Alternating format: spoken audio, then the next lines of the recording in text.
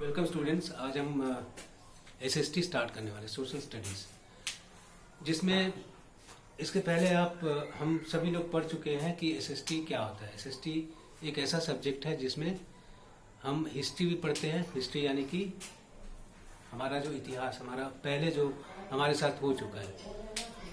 उसके बाद इसके साथ है ज्योग्राफी, जो हमारे अर्थ के बारे में बताता है, हम जहाँ पे रहते हैं वो किस तरह का है, क्या नहीं है। और तीसरा होता है पॉलिटिकल साइंस, जो हम बाद में पढ़ेंगे। ये अभी आपके काम में नहीं आएगा, लेकिन बाद में। तो पहले हम स्टार्ट करते हैं कि हम जहाँ पे रहते हैं, जो हमारी पृथ्वी, हमारा अर्थ है, वो क्या है और कैसा है। ठीक है। हमारा अर्थ, जैसा हम सभी जानते हैं कि गोल है, लेकिन आज से मतलब 500 या 600 साल पहले हम इस बारे में नहीं जानते थे। हमारे साइंटिस्ट या हमारे जो एस्ट्रोनॉमर्स है, उन्हें ये नहीं पता था कि धरती गोल है या क्या है। लोग कहते थे कि अर्थ हमारा फ्लैट है, सीधा। अगर हम एक जगह चलते जाएं सीधा, तो आगे जाके क्या होगा, नीचे गिर जाएगा। लेकिन ऐसा नहीं है। हम अगर एक रास्ता पकड़ के सीधे चलते जाएं तो कभी न कभी ऐसा टाइम आएगा कि हम वापस वहीं पे पहुंच गए। इसका मतलब है कि हमारा अर्थ राउंड है।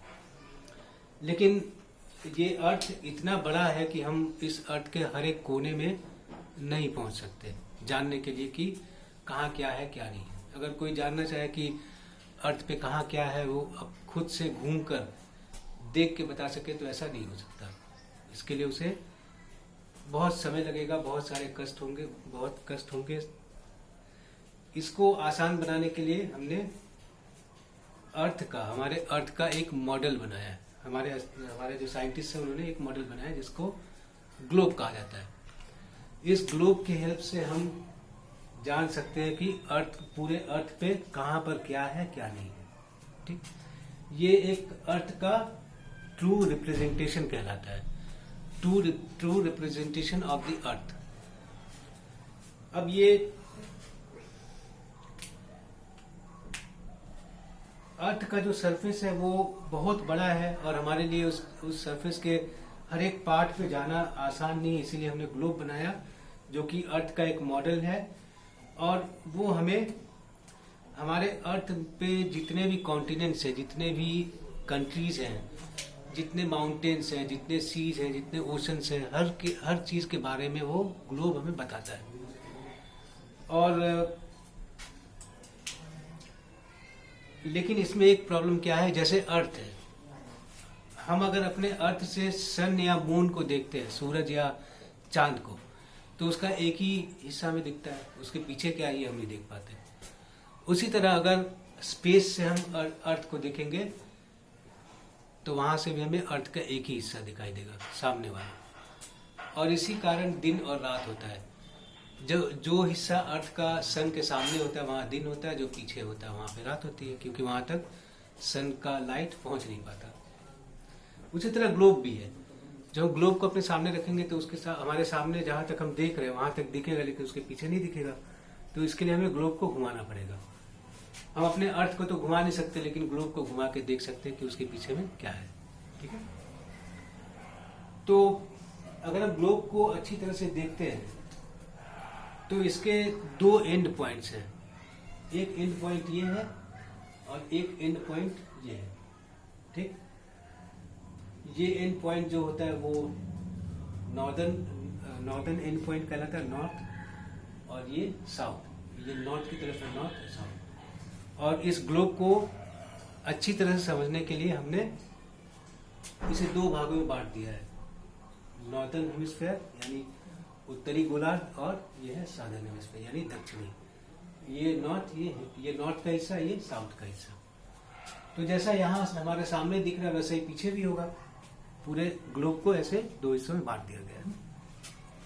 और इसे और अच्छी तरह से समझने के लिए इसे और फर्दर कई भागों में बांटा गया है। ये तो हो गया, इसे हम कहते हैं इक्वेटर। इक्वेटर मतलब ये एक इमेजिनरी लाइन है, काल्पनिक रेखा, जो अर्थ को दो बराबर हिस्सों में बांटती है। ठीक है। Half way between the poles is an imaginary line called equator. It divides the earth into two equal halves, दो अलग अलग हाफ्स। पहला हाफ, इनको हम हेमिस्फेयर कहते हैं, गोलार्ध यानी गोला का आधा। यह है नॉर्दर्न हेमिस्फेयर और यह है सादर्न हेमिस्फेयर। ठीक, अभी हम सिर्फ इसके बारे में बात करेंगे। इसे और भी बहुत सारे भागों में बांटा जाता है। तो नॉर्दर्न और सादर्न हेमिस्फेयर, जिसे इक्वेटर बांटता है। The half of the north of the equator is called the northern hemisphere and the other half the other half on the southern side is called the southern hemisphere. और इस northern और southern hemisphere का जो middle point है, इसे हम poles कहते हैं। इन्हें ये पोल्स कहलाते हैं। ये हो गया साउथ पोल और ये हो गया नॉर्थ पोल। ठीक, साउथ पोल और नॉर्थ पोल, इसके बारे में हमने पढ़ा होगा, आपने पढ़ा भी होगा, टीवी में देखा होगा, न्यूज में सुना होगा। तो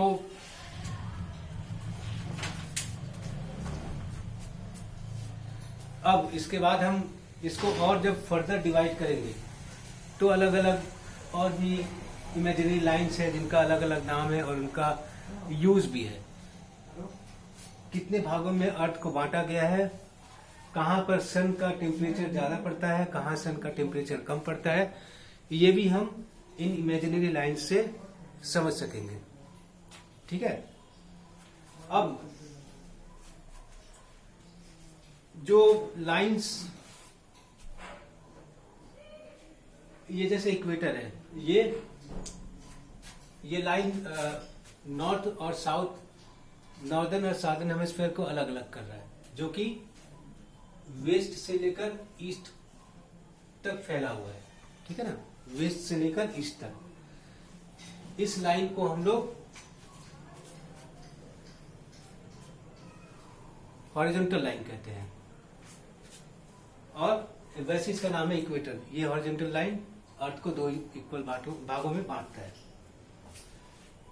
इन्हें हम एक और नाम से जानते हैं जो है लैटिट्यूड।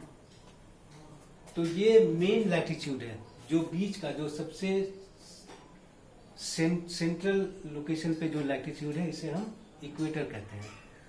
इसके अलावा और भी बहुत सारे लैटिट्यूड्स हैं, जैसे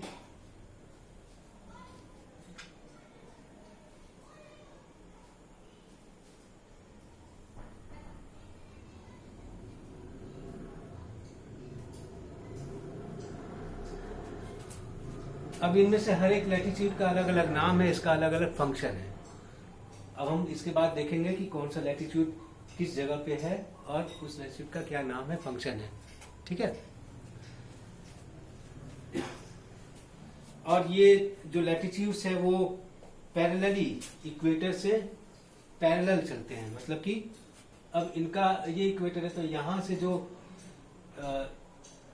यहाँ से जो स्टार्ट हो रहा है वेस्ट से, वो सीधे नॉर्थ में आके खत्म हो रहा है। इसका एक क्या है, इसका लोकेशन है, जिसे हम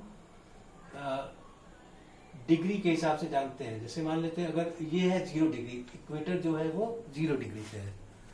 जैसे जैसे हम नॉर्थ की तरफ जाएंगे वैसे वैसे ये बढ़ता जाएगा इस तरफ, और ये नॉर्दर्न कहलाएगा। नॉर्दर्न हेमिस्फीयर के तरफ जाएंगे तो नॉर्थ कहलाएगा और साउथर्न की तरफ जाएंगे तो साउथ कहलाएगा। अब हर एक ये लैटिट्यूड का अलग अलग लोकेशन है, ये हम अगले क्लास में पढ़ेंगे। ठीक है ना। और इसके बाद हम ये भी पढ़ेंगे कि ये लैटिट्यूड के अलावा और कौन कौन से लाइन्स है, इनको हम लॉन्गिट्यूड कहते हैं। लेकिन ये हम अगले क्लास में पढ़ेंगे। तब तक के लिए आप स्टडी कीजिए।